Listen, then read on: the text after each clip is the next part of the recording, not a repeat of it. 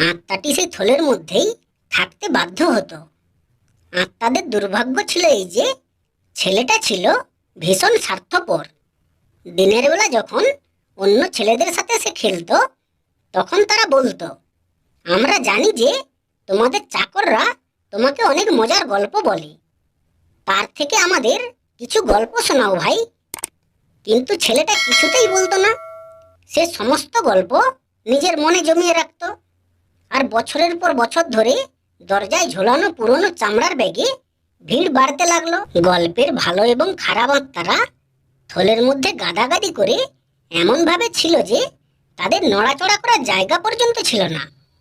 ফলে তারা খুব রাগারাগি করে অসন্তুষ্ট হয়ে পড়ল। তারপর ছেলেটি একদিন যুবকে পরিণত হলো, আর গল্প বলা চাকরদের মধ্যে থেকে মাত্র একজন তার সাথে থেকে গিয়েছিল। সে ছিল একজন বিশ্বস্ত পুরনো চাকর, যে জানতো দেশের সমস্ত পুরনো লোককথা আর গল্প।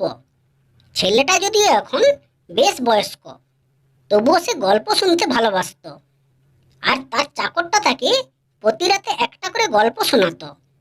আর প্রতি রাতে নতুন একটা গল্পের আত্মাকে শোবার ঘরের দরজায় ঝোলানো থলেতে চাপাচাপি করে ঢুকতে হতো।